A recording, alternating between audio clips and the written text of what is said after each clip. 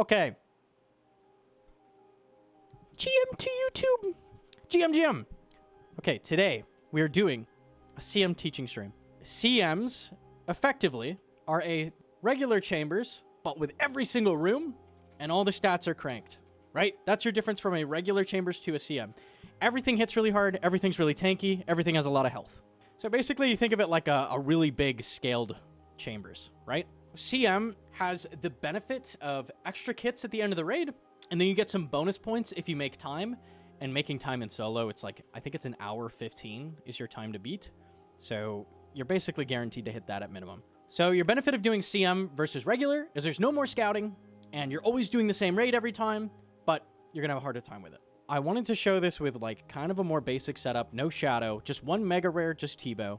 The reason you really want a T-bow, and this is why I tell people, get a T-bow before you do CM, do not enter a CM without a T-bow, is like I just said, everything's stats are cranked. Cool thing about T-bow is its cap on damage is even higher in chambers. It's kind of like how in Toa, shadow is better. Same thing for T-bow in chambers. If everything's stats are higher, that means it hits harder. So T-bow matters even more than in regular chambers. It's hitting over, it maxes like 96 on quite a few of the bosses, which is absurd. It's insane how big it hits. So if you are in the case of, well, I just have a Bofa, should I go do CM? No. No. You will have a bad time. Yes, you can get clears. Just do regular chambers. You're going to get more loot per hour. It's not worth it. It is just not worth it. Yes, you technically can get clears. It's not worth it. Once you have a T-bow, CMs become incredibly good. Okay? No more scouting, and you're flying through the raid. Okay? So T-bow is massive.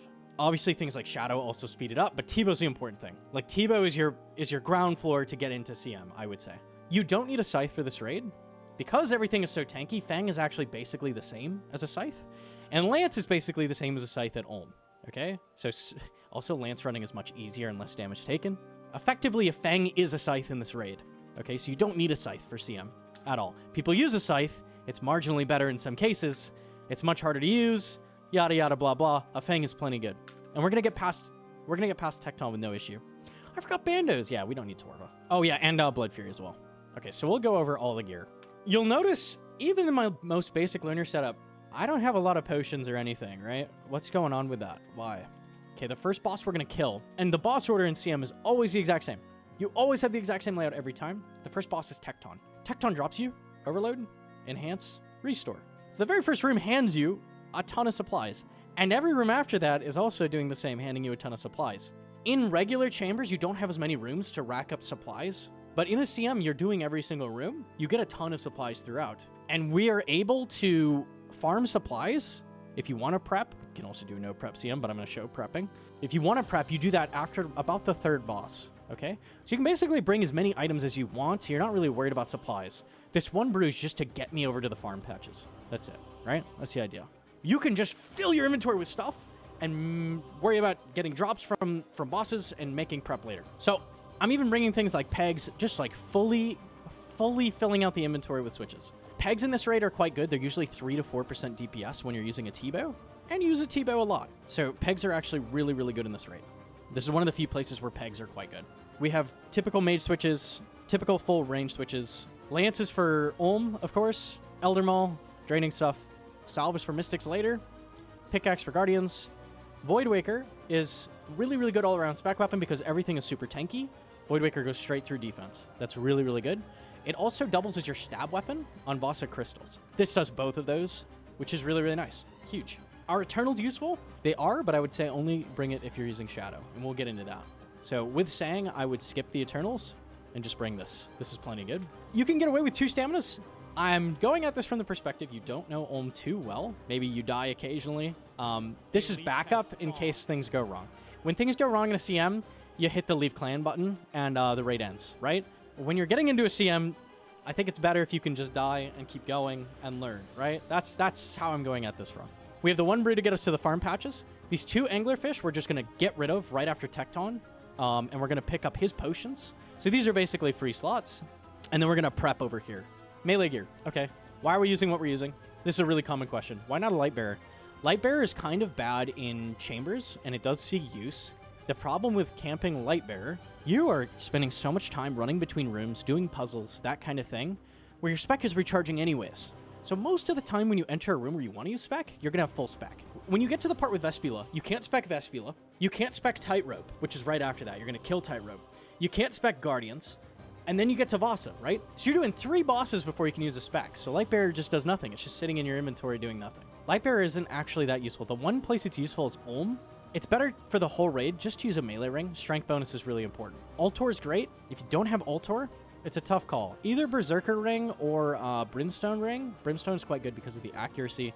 It helps your maging, that kind of thing. If you have Altor, that's superior, just because it boosts your strength by so much. But Brimstone Ring, this is one of its few uses in the game if you don't have the super rings. Blood Fury, really common thing people use here is Rancor or Torture, okay? The reason for that is you get a lot of max hits at Guardians and a lot of max hits at Ulm.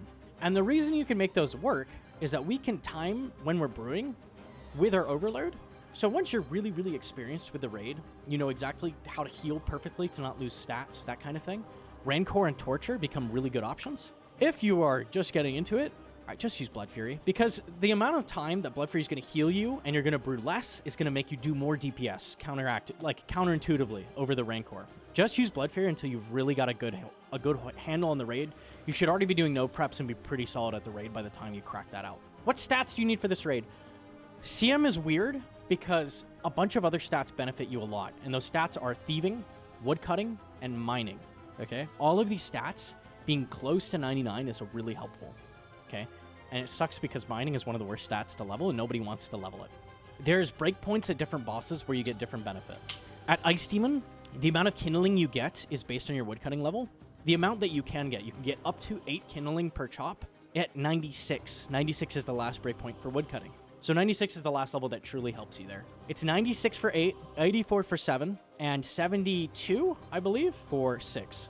Those are the breakpoints, roughly. So the higher you get woodcutting, the better. Woodcutting is probably the most important stat because you're also chopping Muttadile tree, and we all know Muttadile is horrible. We'll get into that. But higher woodcutting is going to make that room less bad as well. Thieving breakpoint, I believe, is 95 for a chance to get 3 worms in Thieving. If you don't have it, you can still easily clear raids. It's just going to save you roughly 30 seconds, okay, if you have 95 Thieving. And then Mining increases your max hit against Guardians. This actually matters less than the other stats. If you get it around 90, you're going to be very close to max efficiency anyways. But just higher mining in general is going to help you more at Guardians. Besides that, honestly, if you're thinking of doing a CM, we've got this pretty freaking good gear. Max your combats. Max your combats, all of them. I'm always the guy that says max your combats. I've been saying it with the other teaching streams, oh, you can get into it with this and this and this. You're pushing yourself at solo chambers. You're starting to do something harder. Just max your stats. Attack levels matter so much here, where they normally don't, because things are so tanky. So attack levels matter a ton. Strength levels matter a ton. Range levels matter not only for max hits, but also for accuracy, because everything is so tanky. Mage levels matter a ton for Ulm, so you don't splash. Max your combats. It matters more than other places, and by this point, you should have max combats. So make sure you pre-angler. One of the things you can do for Tekton, if you happen to have an ult that's capable of casting Venge, he can Venge you outside the raid, and you can bring that in and keep Thralls up. I'm using Thralls for the raid. If you have a Venge, you can spend that on Tekton, and Tekton max is 87, so you can get a ton of value out of that. So always a good option if you have that. If you don't, it's fine. One of the things I'm doing here is I entered on 0 with the timer over my head, which is from Cox Editions. That means Tekton immediately gets off the anvil and gets on me. And a really common thing you're going to see is missing the second hammer at Tekton. So the first hammer is actually guaranteed with a relatively recent update. The second hammer is not. So if you don't get it, just leave the raid, because you can go right back in fairly quickly. It's not a hammer, it's a maul, you stupid idiot. Dang it. So we're actually going to use Fang to kill Tekton, and you're going to see it does fairly well. Fang is almost the same as Scythe on Tekton, because he just has a ridiculous amount of health and defense. So one of the things I do there, I do that flinch pattern. If you do 2 hammers into a Fang hit, it's going to make your cycle line up better. And I screwed up. I could have dragged him an extra tile by stepping away from him and gotten 1 extra Fang. Not a big deal. So Tekton's at about 300 health. Pretty likely I'm not going to kill him the next down. It'll take 1 more after this. That's okay. Just going to drag him back up. Oh yeah, summon a melee thrall. I don't usually have thralls in this room. So this down lasts a lot longer. When Tekton is orange, he's way, way tankier, and it's way harder to hit him. which is why Fang is just really so good. It just cuts through that. And you can see it just kind of consistently hits. Tekton is extremely, extremely tanky. We'll see. We'll be close to killing him. Yeah, we'll get one more hit off, and it will be close. So this next time we'll kill him. No biggie. So a thing people will do in the raid is use Surge. Surge is really good because you can cape swap right after Ice Demon, which is the room after this, basically. You can cape swap after Ice Demon and get thralls after that. Surge saves about a minute off Ice Demon, so it saves a lot of time, but then you have to use daily cape swaps. So that's your trade-off. If you want to just use up your capes here and then use this setup, that works totally fine. You'll save a minute off your runs. Big thing with CM is having a plan for the next room. It's different from regular chambers in that there are just so many dang rooms, and keeping a plan going for what you're going to do in the next room is really important. I'm going to take this really slow and try to explain each room like piece by piece. So the next room is crabs. So I have killed Tekton. What are we doing? I'm going to heal to full with these anglers. I'm already full. I didn't take any hits. But if you took hits, you would just eat the anglers and move on. We're going to pick up the Prayer Enhance. I'm going to sip it and drop it. And I'm going to pick up the Overload and Revite. Okay? So Overload and Revite I'm taking out of this room along with the Enhance effect. And I'm moving on. Okay? My next room is crabs. So I'm going to load the room by going over this loading line, but I'm not going to enter. As soon as you enter the room, the crabs load in, and they start wandering around. So crabs is a big struggle point for people. It's memed on because it's the easiest room, because it's always the same. But also, it's fairly complicated what you need to do to get through the room. So let's look at this. When I walk in here, the crabs are going to spawn in a line like this. They're going to be 1, 1, 1, 1. There's, I believe, 4 crabs in solo. Yeah, 4 crabs. So there's going to be a pile of crabs here in a line like this. So we're going to run in the room. You're going to run up to the red tile, okay? We're going to have Sang on. Just kidding, I lied. I normally harm staff here, which has a longer range. You're going to have T-Bow on. Yes. We're going to have T-Bow on. No, I'm lying. Let me think a second. Sang is fine. Shadow's the problem, because if you Shadow, it's really slow. Sang is fine, okay? Enter with Shadow, with your Sang on, okay? We're running to the Mage Crystal with Mage on, okay? Yo, GM to Jake C. What the fuck, dude? Going into crabs. As soon as we step in, they're going to spawn. Doo-doom! In a line like this, okay? So we're going to run up to this tile. As soon as I get on this tile, with Sang on, I'm going to click roughly the middle crab, okay? If you click the crab that's near the crystal, it can wander behind the crystal and get blocked, and you can just not catch it, okay? So we're aiming for this crab. We're going to get on this tile, click this crab, and then we're going to stand right here, okay? That's going to lure that crab towards us. As it walks up to us, we're going to shoot it with a T-Bow and put Mage back on. After the crab walks up to us here, okay, we're going to step here. That's not going to move the crab's position. And it's going to allow Light Ball, hit the crab, and bounce, okay? Right after that, these crabs are in a pile over here. They're wandering around kind of randomly. Right after this bounces, click a crab, move down to here, click another crab. So you're going to Mage a crab, okay? We're kind of delaying it to make them stack up a little better, and you're going to see that when I execute the whole thing. Basically, you do crabs the right way, or the crabs get fucky and they get bad, okay? So if you do exactly what I say, it'll be perfect. But there's a lot of steps going on with what I'm saying. So yellow, okay, we're standing here. Crab bounces the green light, okay? Cast at a crab, move down here, which is dragging this crab down with you. Cast at another crab. Then, step to this tile, smash the crab in place, and click to this tile, okay? One of the things we're abusing here is east-west priority pathing, okay?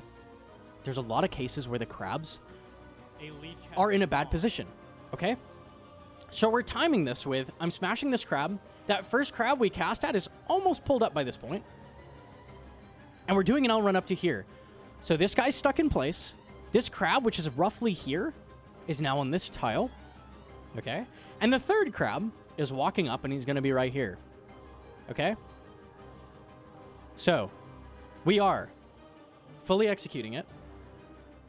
Green bounces, cast, run down here, cast, smash, click to this tile. Cast at this crab to turn it blue instead of red, smash, cast at this crab to turn it blue instead of red, and click to this tile.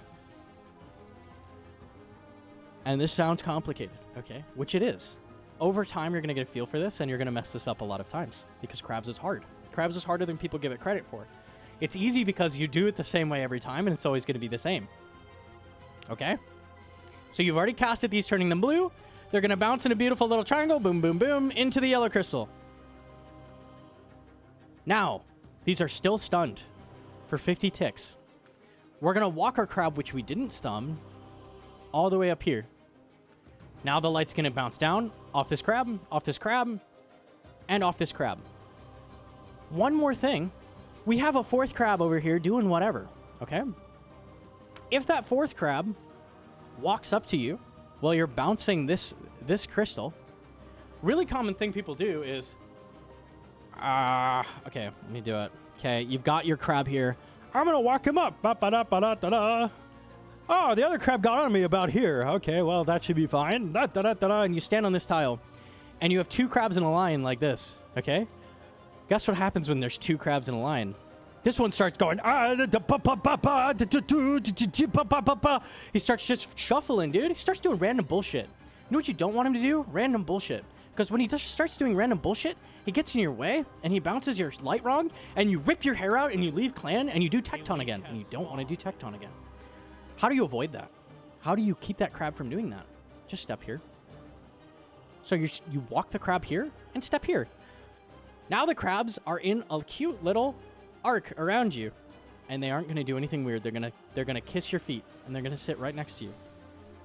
Okay? This is how you avoid bullshit happening. These tiny little things, when you watch someone do crabs, you're going to overlook this. People do this step to prevent bad things from happening. And this is why crabs is so hard, because there's a lot of nuance to it. There's a lot of little things going on that you don't notice. That's why we do that. Okay? Finally, you bounce this last crystal. It's going to turn white. We have one more to do. It's this red one. Okay?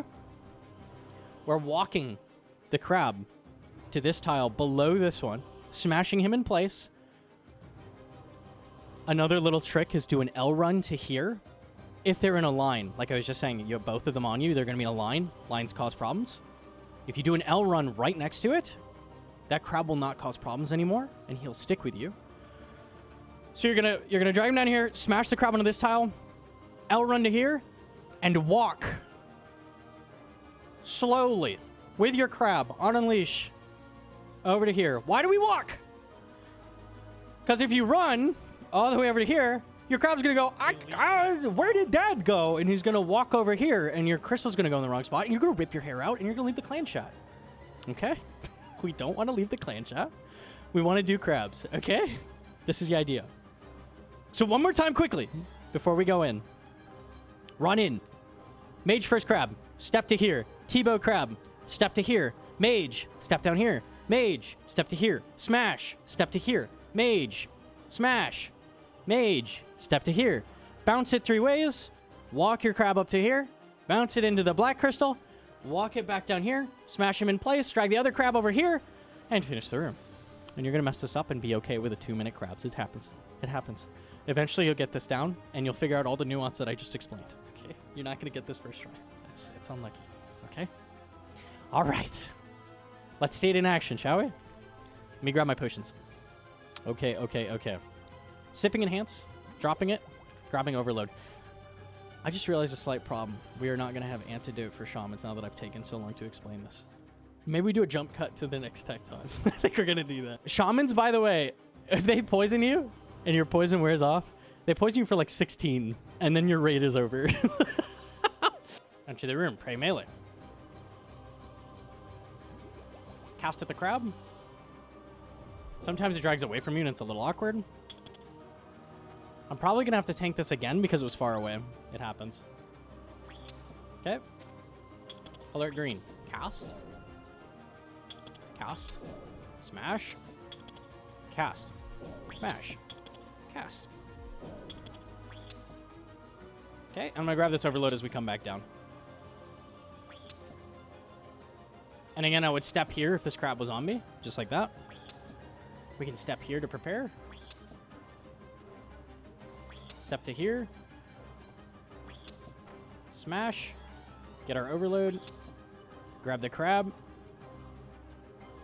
And walk him to here. That is crabs. That is crabs. Your crabs is just going to be tough for a while. It's one of the things people struggle with early. There's just a lot going on. And you can heal with Sang. Oh, yeah. What you can do if you want to waste some money, I mean, it's fine. You can spam Sang on the crabs. Every tick you can cast, and you can get some health back that way. It is an option. Okay. We are at Ice Demon. Okay, so drop a few potions on the ground here so you can pick stuff up and start chopping immediately. We're going to go back for that after we have enough kindling deposited. Okay? One of the things you can do with Ice Demon is move between the trees as you chop. Every 5 ticks, if you're chopping a tree, you will get the kindling for it. Doesn't matter if you move first or not. So you can actually move up between the trees. And we do this to avoid chopping down this tree, because if this tree is chopped down, it slows things down a lot because you can't leave from here. So what you're going to do is you're going to get 28 kindling. At least 24. So between 24 and 28 kindling is what you're looking for before you go dump. See how I chopped that tree down instead of this one? So that's the idea with the moving between the trees. We just don't want to chop this tree down if possible. Okay, and we need at least 10 kindling here. Anything extra is bonus. 16, cool. Okay, now we're just going to deposit the things we don't need. We don't need a salve, a pickaxe, an elder maul. We do need, I'm going to maul Ice Demon. I sometimes don't do that. And we don't need the lance. Let's go grab our potions. You can see it takes a second for Ice Demon to kick in, so you have time to go grab stuff. Hit your overload. Let us run up and maul Mr. Ice Demon. If you miss, it's okay. It just slows the room down. Okay, I've got a trick for a lure here. So you come down to this tile, 2 tiles out from the exit after the Ice Demon's on you. Okay. And you can just flinch in and out doing this, waiting 1 tick on this tile. This is the same cycle as Vespula. It's the exact same. So this actually means you use basically no prayer here. Really saves a lot. The mage attacks are a 3x3 AoE, and we're out of range by the time we get down here. So you avoid all of the attacks. So really, really nice.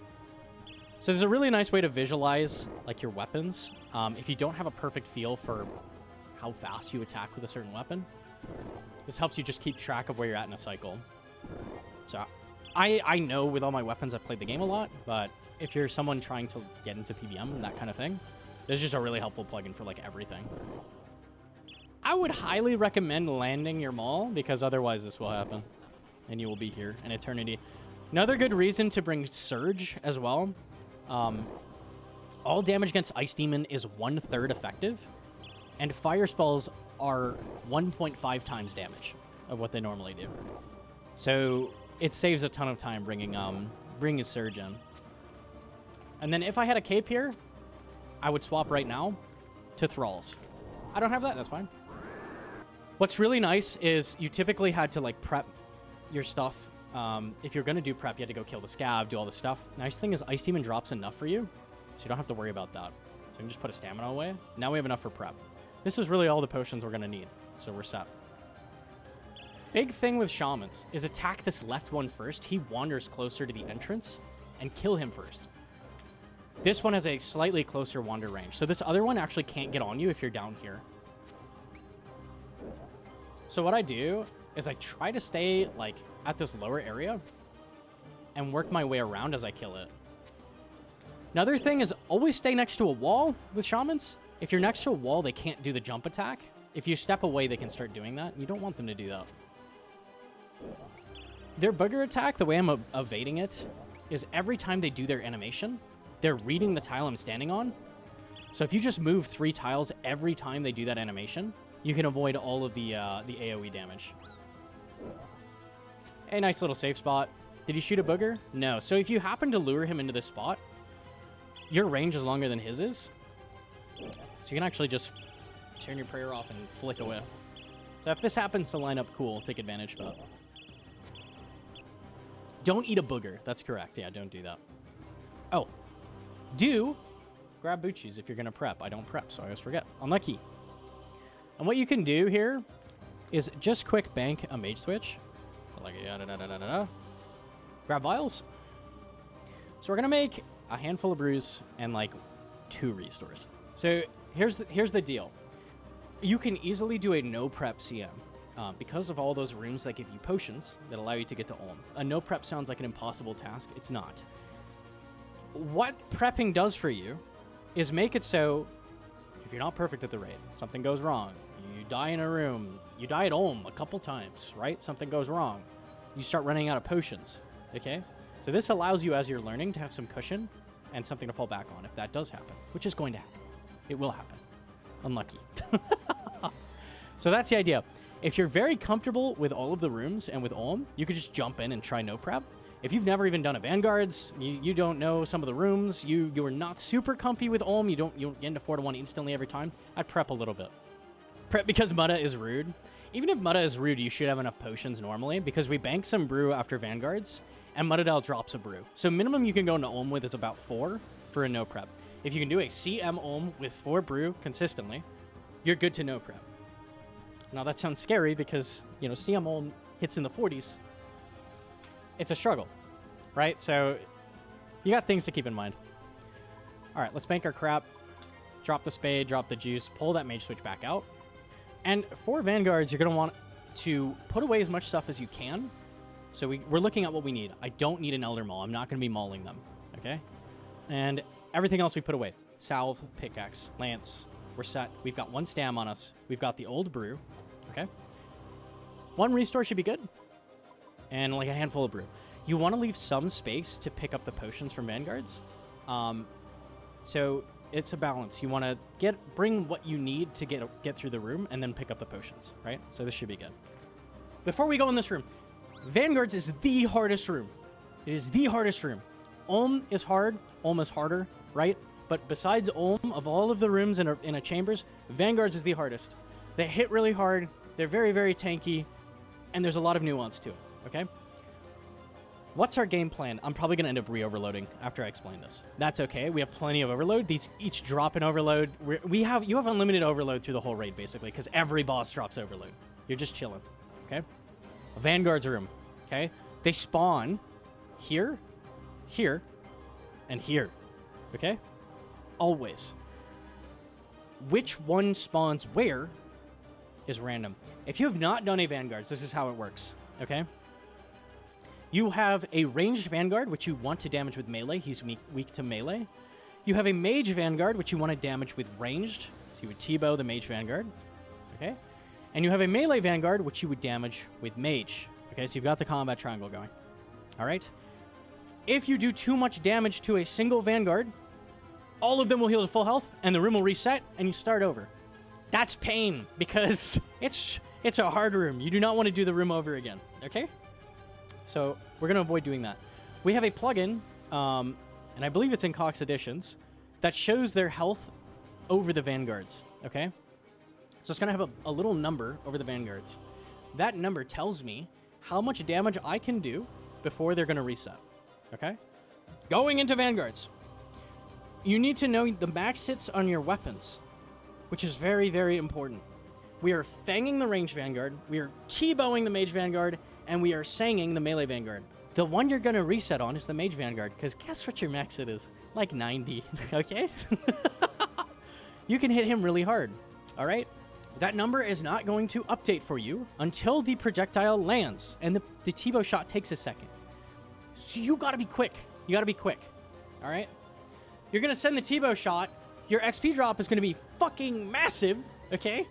And you're just going to be staring at it with drool going down your chin.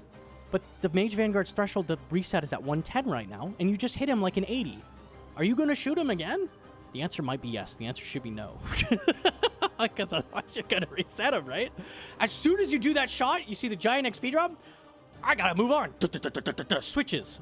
So, battle plan. Here's how we do Vanguards. Okay? Here's how we do Vanguards. The ranged Vanguard is our anchor. We go to the ranged Vanguard. Why? He can't move. He's stuck in place. He has glue on his feet. The other ones don't have that. The ranged Vanguard cannot move. This is really helpful because you can just go under him and he'll stop attacking you. okay? That means you can do other things from under the Range Vanguard. With this in mind, follow the Range Vanguard. Get his health as low as possible. Your Fang max is, I think, 49. That's in Torva, so I don't know exactly in this setup. High 40s, okay? So we're getting Range Vanguard below 50 damage to the threshold, stepping under the Range Vanguard, and swapping into bow. You're then bowing the Mage Vanguard below 90. And then you're swapping into Mage and attacking the Melee Vanguard. So Melee Vanguard is final priority. The reason for that is the Melee Vanguard hits you 3 times. He's like a Jaguar in Coliseum. He goes like this. He hits 16 through your prayer 3 times. That's a potential 48 damage through prayer every hit. 4 tick attack speed, by the way. He's like Zilyana, okay? You don't want to be attacked by him. Okay, so the things we do prevent that from happening. Gnomonkey, what do you do if you hit the Range Vanguard and it took a while and then they go down and they reset and the Range Vanguard's really low, but the other 2 aren't? Follow the melee because we can safe spot him. Let me show those a second as well. Follow the Melee Vanguard because there's a safe spot at every location, okay? So if Melee Vanguard is here, you're going to stand here because the Melee Vanguard's going to come this way, slot in the cave, and not hit you. Okay, so this is a safe spot from this Melee Vanguard. If the Melee Vanguard is here, he gets stuck on this lip by default. So if you're standing here casting at the Melee Vanguard, he gets stuck. And over here, if the Melee Vanguard's over here, we're going to drag him over to the crystal and step down. This is a corner trap. So you drag the Melee Vanguard against this crystal and step down. So we've got safe spots from the Melee Vanguard. So if you're under the Range Vanguard, Melee Vanguard very scary. If you're going to the Melee Vanguard first and you safe spot him, not very scary. Battle plan for Vanguards. Follow the Range Vanguard. Shoot the Mage Vanguard. Mage the Melee Vanguard. Repeat until dead. Start the room in Mage. There's an exact cycle you can start with that works every time. Hunt the Mage. Hunt the Melee. Cast at him once. Cast at him twice. And shoot the Mage. And they will go down. This works the same way every single time, so you can do that every single time. Okay? We're following the Ranger. Give him a spec. Give him a Fang, because the spec could send it now. Okay, we got him to the threshold. Bow. It was a big bow. Swap in a Mage.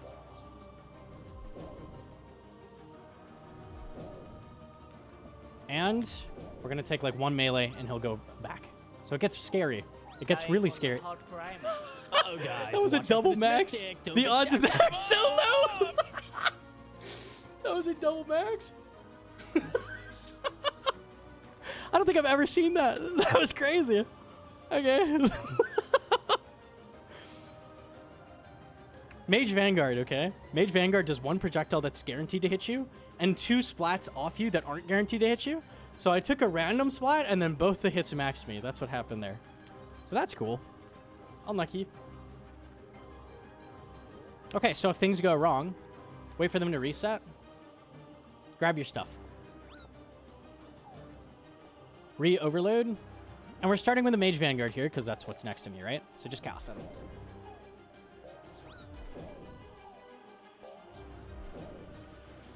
Okay. Follow the Ranger. Hit a brew here. Keep your health high in this room. I shouldn't have been that low to begin with. That was where I went wrong. Don't fuck around with these, because they hit you so hard. Mage is really healthy here, which is good. That means I'm probably going to be safe, and they're going to go down in time. When they go down is semi-random, so you don't know exactly when they're going to go down. Okay, I'm going to follow the Rangers still here because my melee's pretty low. So hit that.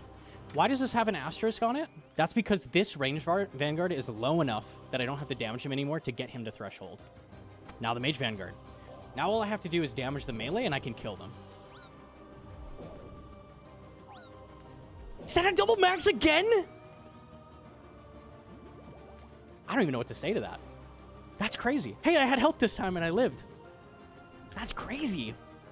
Oh yeah, summon a Thrall as well. I forgot. Okay, now we're just killing. And we're going to get all the potions in the room, basically. Drop things you don't need. Partial brew. Get rid of it. Decant, whatever you got to do.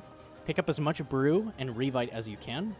I'm going to get a fresh overload because I've been sitting here explaining things. Prayer Enhance, you can actually sip and drop. No big deal. Because it's going to last through Vespula. That's what we need it for. And after Vespula, you get a new one.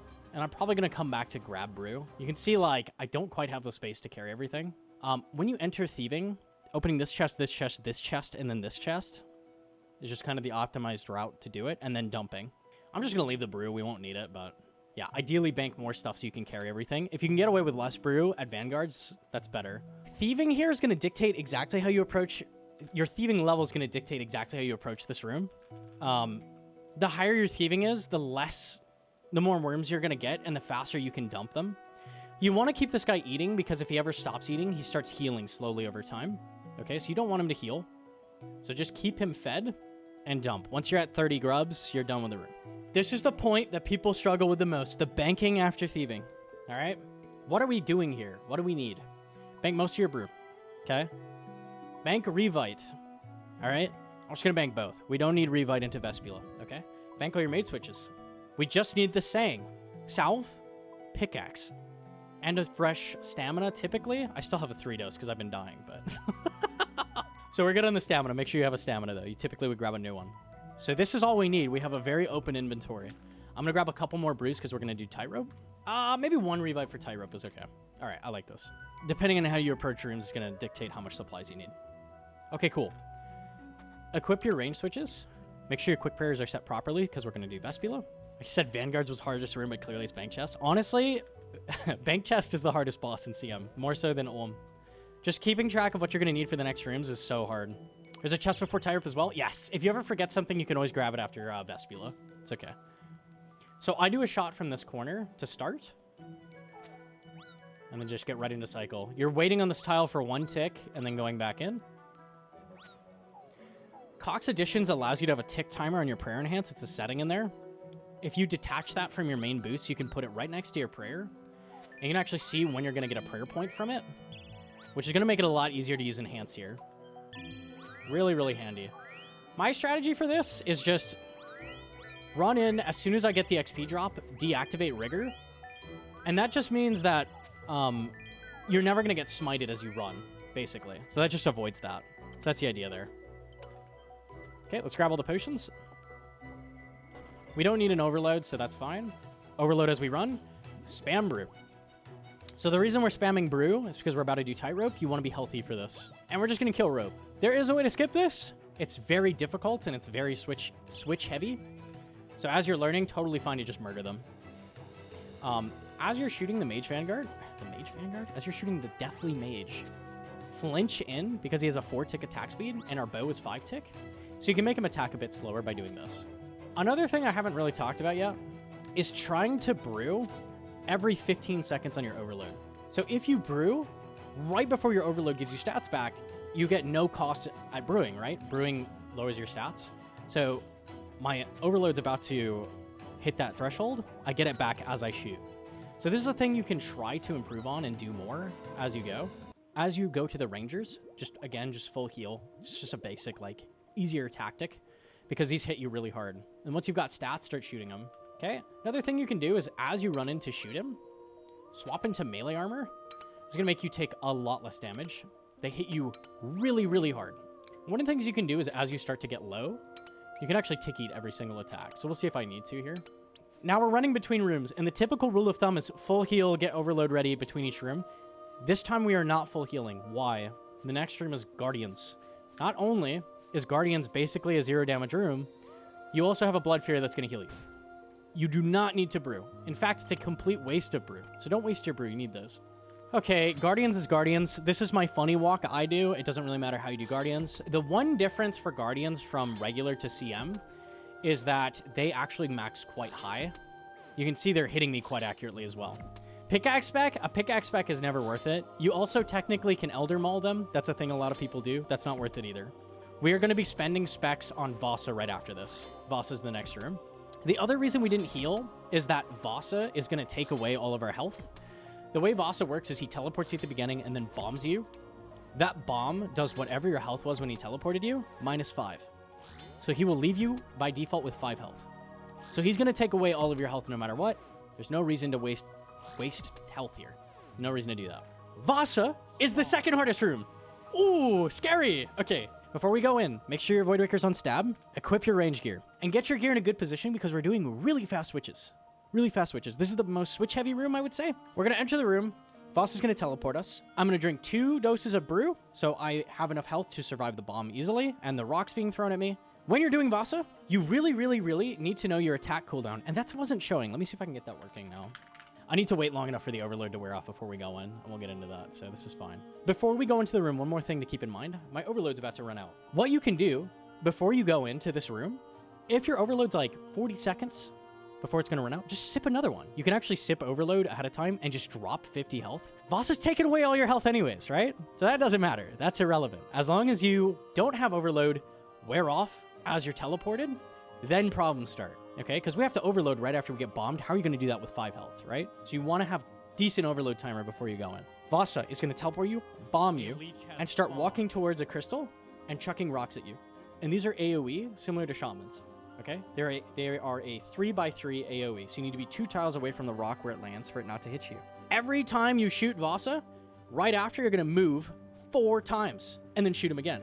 So it's shoot, move, move, move, move, shoot, move, move, move, move. So the common thing people do is they do this. Shoot. And then you get hit by a rock. And then you like shoot. And then you're like, and then you stop. And you get hit by another rock. And you shoot. And you move, and you move, and you're like, click him again to ready your shot, and you get hit by a rock and you die. And you're like, dang it, what am I even doing wrong? You have to be moving every time. You have to be moving constantly and then shooting. Then you're 100% safe. If you aren't moving, you'll get hit and you'll die.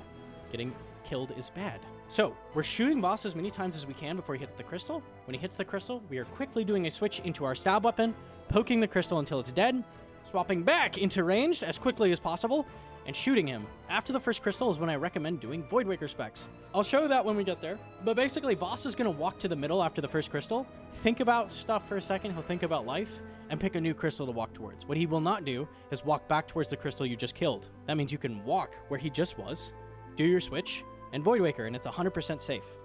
Okay, so this gives you a safe position to spec from. So that's the idea. And I'm over-explaining all of this because Vasa is very difficult and very scary. And if you haven't done Vasa a lot in your regular chambers, which you might not have because it's a V room, you might not be ready. So let's do it. Let's execute. Make sure you're overloaded before you go in this room. Can you explain the marked tiles? These are tiles that drag you. I put my book away. Dang, that sucks. These are tiles that drag you if Vasa's standing at the crystal. So I've marked them so I don't get dragged. You don't need to worry about it too much. So spam click at the beginning to get 1 shot off. You can't have prayer on at the beginning. And every shot, I'm moving 4 tiles. That's the idea with this. Okay, so any hit now could kill this. I'm getting ready to do my switch. One of the things I do is put rigor on before my switch. If you don't get the full switch off, as long as you get rigor on, it's better than getting all 7 of your other switches, right? That is like the fastest Vasa I've ever seen. Well, I normally would come here and swap into Void Waker and then spec, and then he would still not be dead, and I'd shoot him a few more times, and then he'd die. But yeah, that's like a world record Vasa, basically. It wasn't 4 minutes. That was like a minute, I think. Okay, we'll take that. We'll take that. Sometimes your T-bow goes off. Imagine doing this room with a Bofa, by the way. Not a fan. Pick up some Twisted. Because I have room, I'll take both. Twisted allows you to brew and then shoot at Muttadile, which is going to make you live. Living is good. We are now running. What are we doing as we run? Brewing. And we're going to enter Mystics. Make sure your salve is on. First thing we're going to do is shoot this guy. He always spawns close. Summon a Thrall, which I don't have the book for. Unlucky. And just run over here and just flinch shots. So you can see when the timer says 1, I'm doing my shot. And I think he's dead, but you would just sit here shooting him from here until he dies, basically. Now, very important for this part is to have very high health. I'm at almost 99. This is good. And we're going to run through the room. Okay. And I'm going to fully explain this after I do it, basically. I'm getting these guys into punch mode. Okay? The way Mystics work is they have a 50-50 chance when you're in line of sight to stop maging you and start walking up to go punch you. Okay? They stay in this mode until you attack them. So these are both in punch mode. Okay? And they're both trying to punch me. If they're trying to punch you, they can't mage you. Which means we can corner trap them and mostly take their attempts at melee attacks and just shoot them for free health. Okay? Otherwise, they're going to sit there casting at you over and over and over and over, and it's going to hurt really bad. So you can corner trap this one here as well. So basically, you're running through them with high health until they stop maging you and start walking towards you, and then corner trapping them one by one. That's the idea. You can see he maged me a little bit because I shot him, and then he stopped maging me. So that's how that works. Right now he's in melee mode. At some point he might roll a 50-50 and decide to start maging me again. It's just random. But for the most part, he's going to just sit here staring at you, so it avoids a lot of damage. Okay, I could show Tendril Skip. I'm going to not do it this time to take a second to explain Muttadile. Muttadile is the worst boss in the entire game. Before we go in, we are going to equip tank gear, which is your melee armor, and equip just the Sang by itself, okay? Other thing we're going to do before we go in is brew. A lot. Muttadile at any given moment can hit you for 70 damage. And this can just happen. So keep your health really, really, really high. This is also why we wear tank armor, because we want to tank these. So let's go in. I assume I'm going to miss Tendril Skip. Okay, we're going to enter the room. When you're near this Muttadile, pray melee. He has a 50-50 chance to melee or range when he's in melee range. When you're far away from him, range. And every time we get an XP drop, what we're going to do is cast at Muttadile. So this is the same as Ice Demon. It's a 5-tick chop cycle. So you can chop and then attack without losing any ticks chopping the tree. So right now we're attempting to get Muttadile closer to 50% before we chop this tree down. This is very good right now. This is a very solid room. I can give him one more cast. If you get him below 50%, he's going to eat the tree. So don't hit him anymore at this point. This is a beautiful Muttadile. Oh my goodness. An inaccurate representation, I would say, because usually Muttadile just screws you up with those range hits. We're going to re-overload, which is scary. When you re-overload in this room, spam brew. And I'm doing this flinch cycle just to avoid some damage and just keep Muttadile on the same tick cycle as me. So we're just doing this. Restore to get my stats back.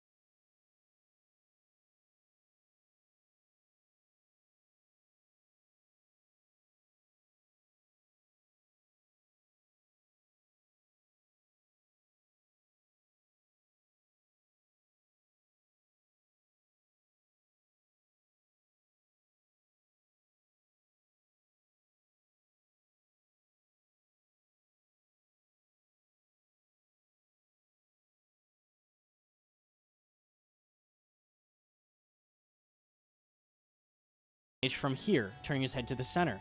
And then you're going to drag mage from here, turning his head to the right and avoiding his attacks completely.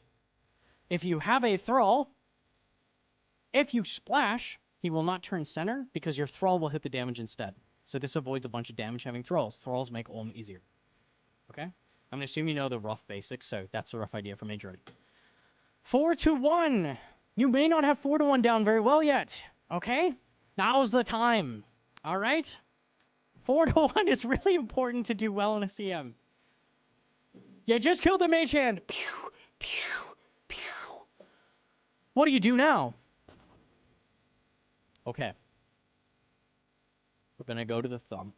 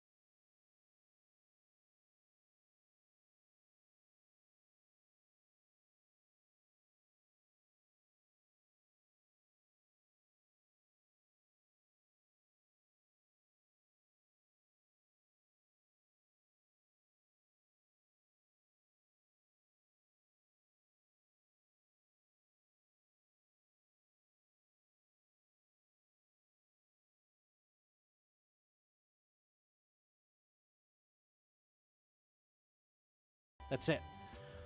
So when are you supposed to run here? XP drop. Click. Right? Click to the left. Because for the two possibilities, for two of the possibilities, the answer after that XP drop is run left. The third possibility is just hang out, right? So you just, oh, he did a special. Okay, let me go back, right? So your default is hover and then click as soon as you see XP drop. Okay? So you can see he runs a tick late and you take an attack. Now this is the big thing. As soon as you see you mess something up, what do? Does this change the plan? Or are you like, well, I guess I'll just like tank all the hits now. I'll do World Lance. No, go back to the thumb, do it again, right? Do it again until you're on the right tick. That's what you do.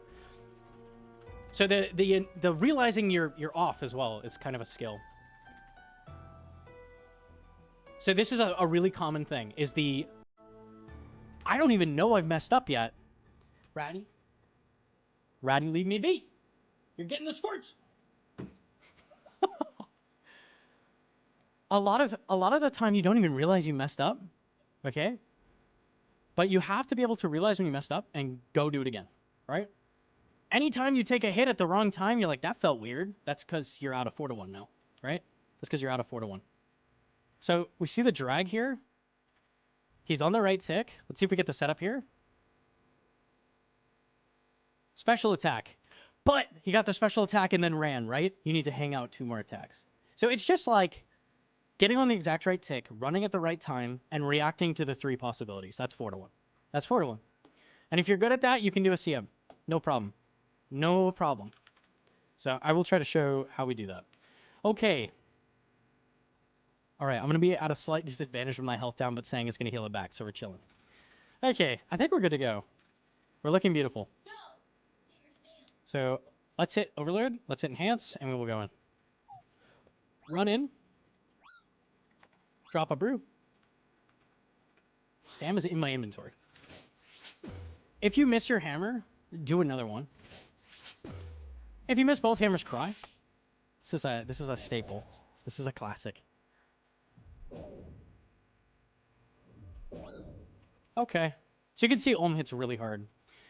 Setting up mage running is just making sure you drag from this tile the same tick that he does. So you can drop some ticks to make sure you're in it, and then just go from there.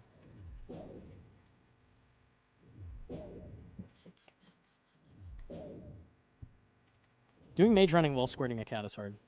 Okay.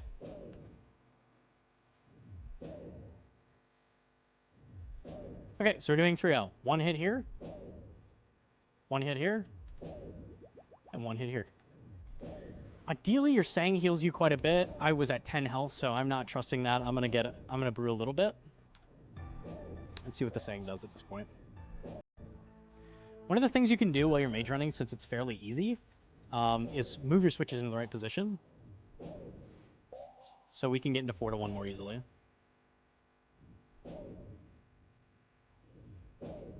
We're getting a little bit of health. Probably gonna heal in a second. I try to heal with my 15s, so I'm gonna heal after this.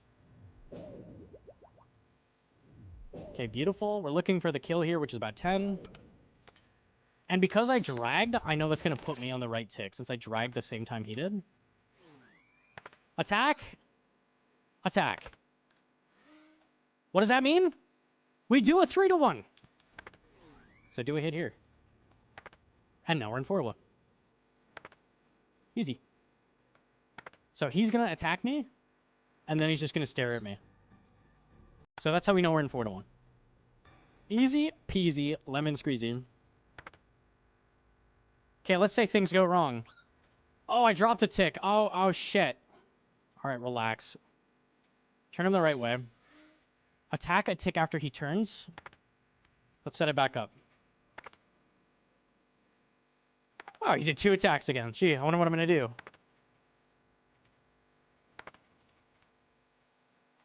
A 3-1. Haha! I'm now on 4-1. And he's going to stare at me. And we're chilling. Okay? So, all the difficulty with 4-1 is being able to set it back up really quickly. That's the hardest thing, is getting back into it. Because you get pulled out of it a lot, right? So that's the hardest thing. You don't wait on the left tile at all? Yeah, you run instantly. Yeah, that's the issue you're running into, Connor.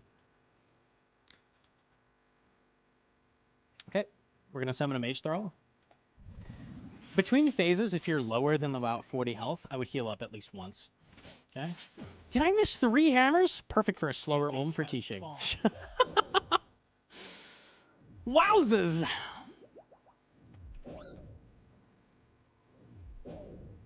Drag at the same time he does? Cool. We're in 3-0.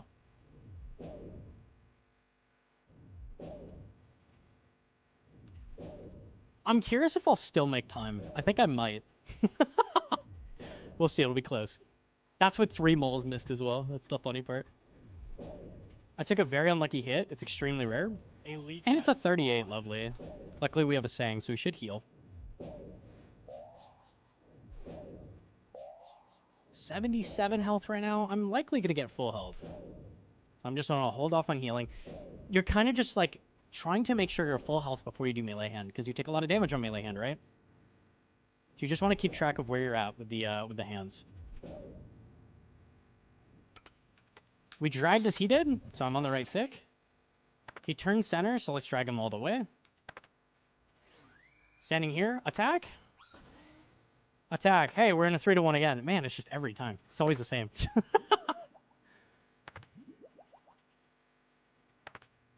me see if I can show Acid Run. Okay, when you're doing Acid Run, stepping to this tile is how you set it up. So anytime you're on Acid, if you do this walk pattern for this attack, like this, it allows you to set up Acid Run instantly. So we'll see if I end up getting it and I could show it. So walk like this. There it is. So basically, you're just attacking with your Lance cooldown every time and doing the 4th hit over here. And then the Acid by default just disappears as you get there. So that's how you do an Acid Run. It's a lot easier than it looks. Basically, you're just making sure you're attacking every tick you can and not just sitting there ever. That's the idea. A leech has spawned. Are you going to die, sir? Are you going to die? Hello? Hello? 0, 0, 0. This is what happens when you don't hit mauls. Okay. Okay, we're going in the 3rd phase. I like to start with melee, so I'm going to Brute a Full. Why is that? You can get an instant 4-1 setup at the end, which is really, really, really nice.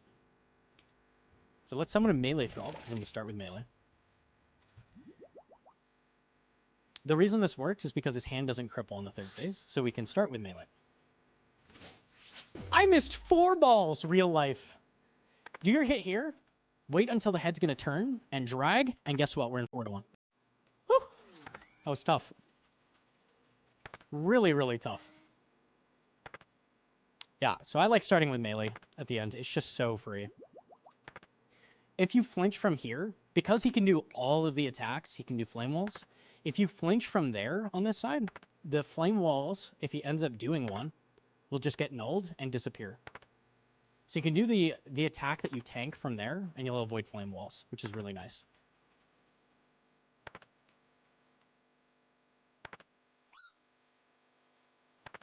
Okay. Flinching.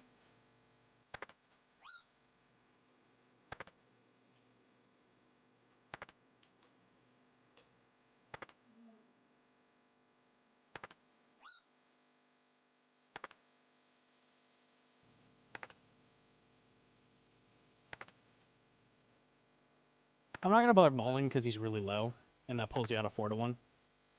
ZBA. Okay. Make sure you don't kill that. The last thing is you want to do is one more melee hand on P3. Don't kill that. Kill, kill, kill. Not this time. This one time, don't do that.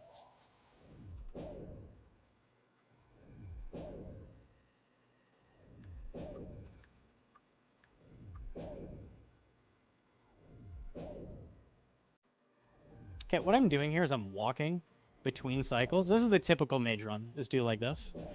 I'm kind of walking where available. It's not an exact thing, just to save some run energy.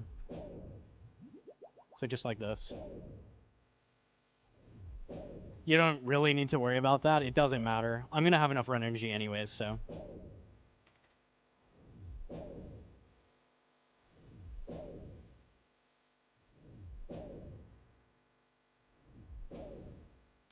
Little thing with Olm, if you're worried about getting through with 2 restore, try to keep your prayer in this region, like around 30. Because if he orbs you like that, that's so convenient. If he orbs you like that, he drains 10 prayer instead of 50. Right? So that helps you save a lot of prayer. Summon a range thrall when you're doing this. We can do boot takeoff for fun. And basically what we're doing here for this cycle is moving as his head is going to turn and then attacking whenever we're off cooldown. So if you do this every time, it's going to line up that he attacks you in the middle only. And that means if he does a flame wall, because it's in the middle, it actually nulls it, which is really, really nice. So you don't have to deal with flame walls and you get attacked very little.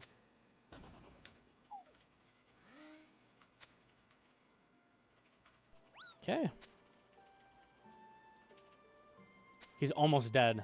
Tibo kind of went off. And hit a brew. Hey, that was a flame wall null right there. So you can see in the middle, it nulls the flame wall. Perish, sir, perish. We've done it. That is a CM, and I made time. Unbelievable. I actually made time. I AFK'd to explain every single room, and I still made time with this gear. That's crazy to me. Okay. You can see it's very, very, very, very easy to make time. Very easy. GM time is 38:30. That is actually very feasible in this setup as well. I would say I spent about 20 minutes AFKing and talking. Maybe more than that, maybe 30. Basically, you can get GM time with this gear. Oh my, that is not loot. You can get GM time with even this loot. If you don't have a shadow, you still can get it easily. Easily you can get time. It's mostly just T-bow. All right, what I'm going to do now is a run with shadow to show shadow running. And I'm going to do less like super hand-holdy this run. We're just going to kind of fly through it. I'll try to do some more nitty-gritty, kind of speedier tactics in general. Worth bringing BGS overall at CM for Olm. Okay, for Olm, or for CM in general, if you do not have this, not this, but at least what I had in the last run, Sang, you could use like Arims. That's fine. You don't need Ancestral. But if you do not have this, T-bow, Sang, even dropping down to Trident is going to make it a lot harder. If you don't have at least this, just pot normals. Because it's really not, it's not better to do CM anyways. The only reason you would do it is for kit chance. It's not better purples. Even with the time factored in for scouting and that kind of thing, normals are just going to be better, right? So you need a T-bow to send CM, basically. Like, it's very high gear requirement. I was asking for regs. No, I wouldn't bring a BGS. I wouldn't bring a BGS for regs either. I would just not use... it's really hard to do even regular chambers without hammer. Hammer's really important. Tekton has 246 defense. If you land a hammer, it drains 1/3 of that, which is like 80-something, okay? You can't even hit an 80 BGS, okay? A BGS drains what it hits. A hammer drains 1/3 of their current defense. So if they have a very high defense level, hammer's really, really important. It's only 30%. You're 3% off.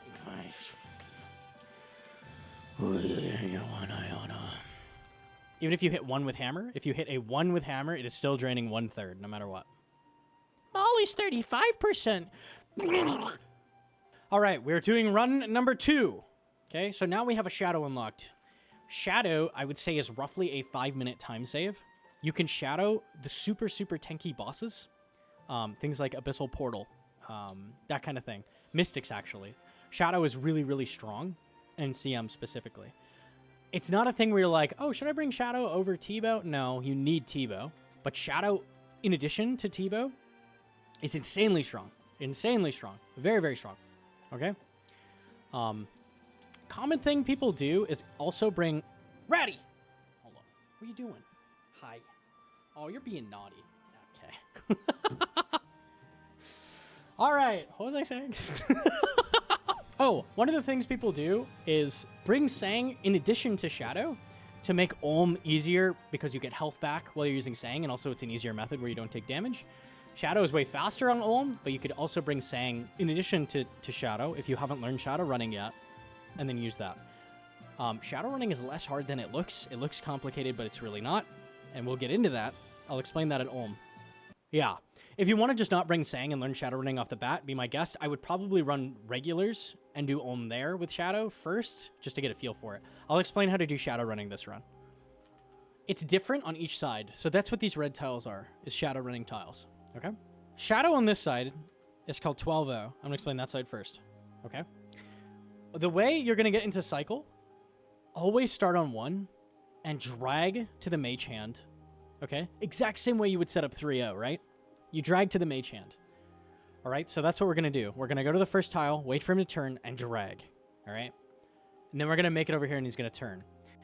Now what these numbered tiles mean is that you're doing casts, you're doing casts, you're doing casts, and then when he's going to turn to the right here, as soon as you're off cooldown, you're going to attack from the next tile, right?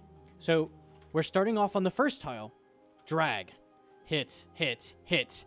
Then we're going to the second tile as we run to the left, okay? So it's going to be hit, run, run, run, run, hit, okay? So that's going to drag us up here. Repeat for each tile, okay? So for the third cycle, we're dragging from here and running over. The fourth one I don't have labeled. Some people put 1/4. 1 is the same as the fourth hit. The fourth hit of the cycle is a long range hit, okay? So on the fourth hit of the cycle, swap your Shadow to long range, do a hit, and then run, okay? And then the very last hit of the cycle, you're getting dragged from the fifth tile. Boom. This way. And repeat. Drag from 1. Drag from 2. Drag from 3. Long range from 4. Drag from 5. Repeat. Okay? It sounds really complicated, but you get a feel for it, and it's really not that crazy. It's really not. The harder side is this one. This side is harder. This is called 8-1. Okay? 8-1 is hard because you occasionally take a hit. You take 1 hit per 8 hits, right? So that's what this 2 tile is, okay? We're going to start this cycle the same way, except our Shadow is going to be on long range at the beginning. Your Shadow's going to be on long range. You'll do a cast while you're standing here, and then as soon as he turns, you're just going to run and drop ticks until you get over here, and then cast. And that's going to put you in cycle. Has spawned. Okay? All right. So we're starting here, long range, run, hit, hit, running back over here. The second hit of the cycle is when we tank the hit. So you're going to step down to 3, drag from 3, and then tank the hit in the middle. That's what this 2 is. This is where you're tanking the hit, not doing the hit. Okay? You're tanking the hit in the middle because flame walls can happen, and if flame walls happen in the dead center of the room, they get nulled. Yes? This is good. Okay? So we're taking the hit on 2, stepping over to make him turn to the left, back over here, hit, hit, hit, and then we're doing the hit from 3. 3, drag, you'll make it, okay? And that's the whole cycle. So the cycle is long range hit, run over here, hit, hit, hit, drag from 3, tank a hit in the middle on the 2 tile, hit, hit, hit, do 1 more hit, step down on 3, drag to do your hit, and you'll make it. Cycle repeats. That's all it is to Shadow Running. And you just got to learn that. The biggest thing that people struggle with is taking flame walls, which you shouldn't because you're tanking in the middle, but you do when you're learning. And taking acid, when you get acid, literally just come up here and just do long range hits whenever you're off cooldown and then get back in cycle, okay? Just walk it off. There's not a good way to acid run. There's nothing like that for Shadow Running, okay? So just come up here and just deal with it, okay? DMs, yeah, okay. Dang, that's a lot of statues. Okay. That's it for Shadow Running. Let's put it in practice. Show Conrad's after. Okay, I'll show it after we do it because I want to get GM time. Let's go in.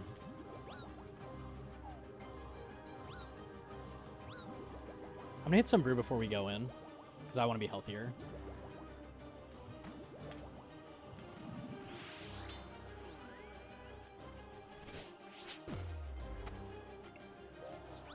Nice.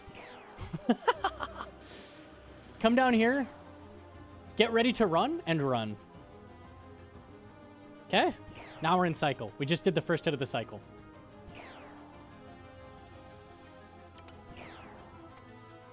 Okay, so we tanked in the middle. Now we're going to get dragged from 3. Repeat. So now we're going to do a long range hit. And you see the shadow just annihilates Olm. It just deletes. It deletes hard. One of the things you can throw in is melee switches like this, or armor switches like this, to avoid some damage on the second hit.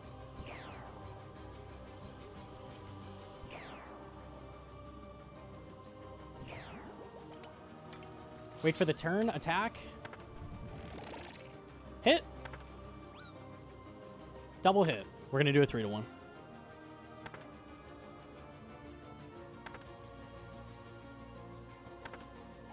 Beautiful. Blood Fury's healing us. Life is good.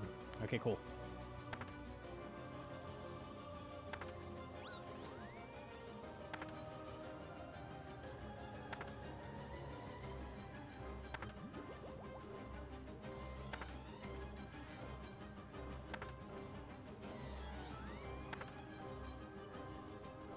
We should get GM time here as long as I don't die a bunch or something goes horrible, which happens. Definitely happens.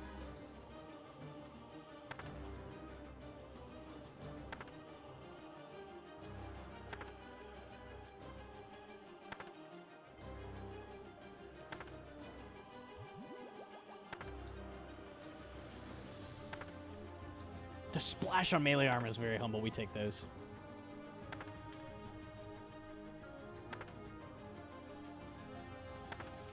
Write out a notepad and write out what you need. Yeah.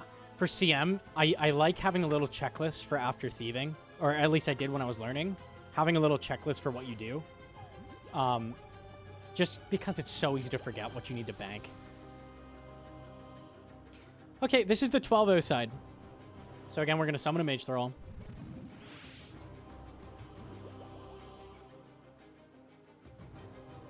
And instead of the long range hit, I'm going to get dragged to start the cycle. Missed a hammer. Let's do it again. 1 damage. I will take that. Come over here to make sure he turns. And we're going to get dragged from this tile to start the cycle. Hit on 1. Now we're going to hit on 2. Like that, and get dragged. Now we're going to hit on 3.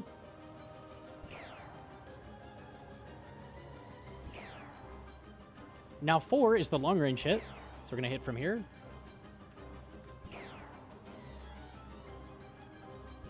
And the last hit of the cycle is getting dragged from 5.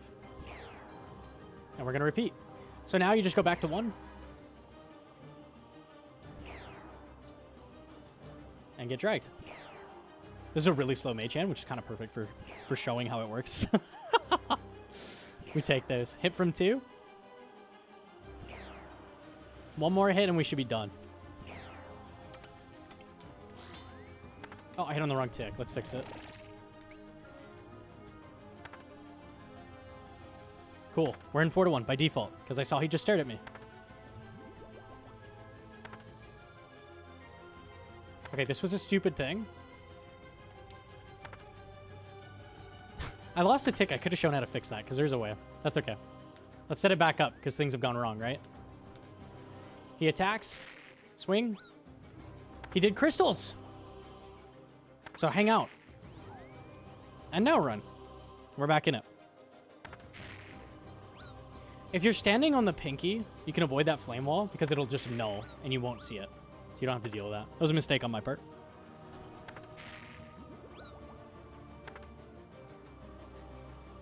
And I don't really want to brew here because Overload Heal's about to kick in.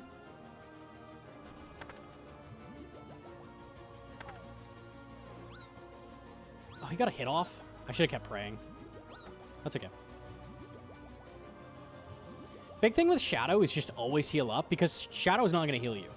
So you just want full health before you go into each phase.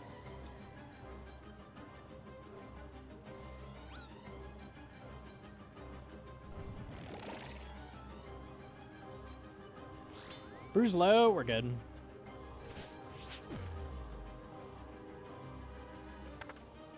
Gonna drag from here.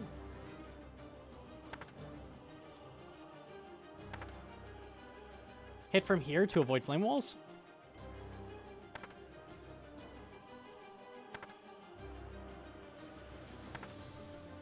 Oh, big Blood Fury heals. I think we're gonna be fine. I say as he hits me a 36.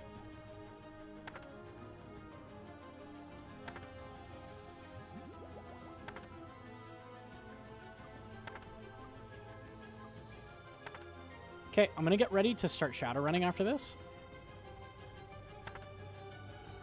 So that means I'm going to put my shadow on long range as I run over there. After I turn him. Long range hit from here. Never mind. We got to run at the same time as him. Okay, now we're in cycle. So now we're going to tank the hit on 2. He gave you portals out. So this is a common problem. He gives you portals. You just have to get back into it.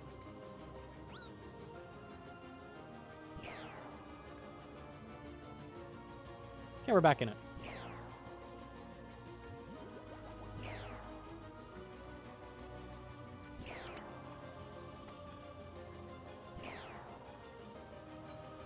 Crystals are in your way. Do hits from up here and just tank hits. It's okay.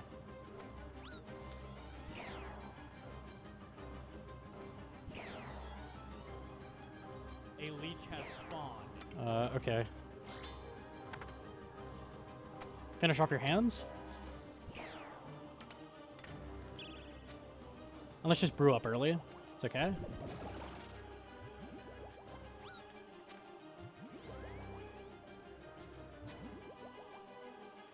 Restore our health back.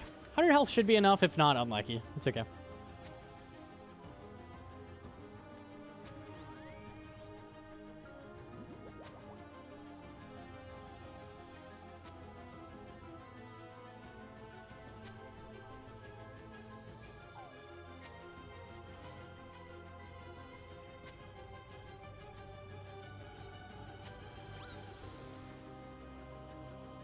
Okay.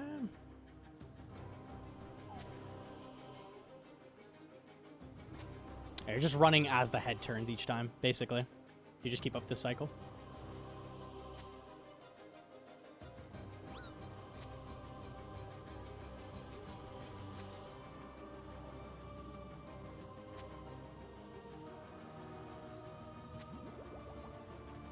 Can redempt just to be safe.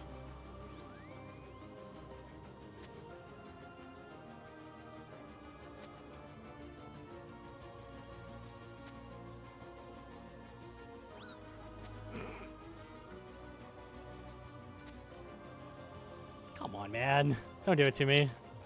Dying on my hard That's drive. fine. It doesn't count. Oh, guys, watch out for this mistake. I already got my loot, idiot. Oh, man. Okay. Yeah. You can see no preps when you're killing rope because you waste a lot of brew on rope. It gets a little spicy. So doing rope skip in a no prep makes it a lot safer. And then Muttadile was kind of rude to me. It is what it is. Sometimes not so great. We actually got jam time by 2 minutes there. By 2 minutes. And I fully explained shadow running as well. So you can see it's not too bad at all. It's not too bad at all. Why not 1-0 the head at the end? 1-0 is just way slower. It's way, way slower. I guess I could have. I could have for free. Just to be safe and make it. It is way slower, though. Way, way slower. Definitely an option if you're completely out like I was. Probably would have been a better option. Hi, what about 3-1 Scythe? 3-1 Scythe is slightly better than Lance. Like, this much. This much. Lance is just easy to use. Oh, Connor shadow issues. Yeah. It was like at the beginning, I think, yeah? Trying to see. I think it was right after this. Unfortunate crystal incident. That's okay.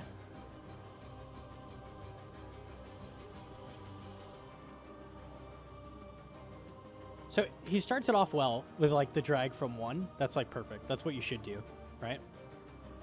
Bomb kind of screws him up, right? Pulls him out. So he has a thing happen that pulls him out of cycle, right?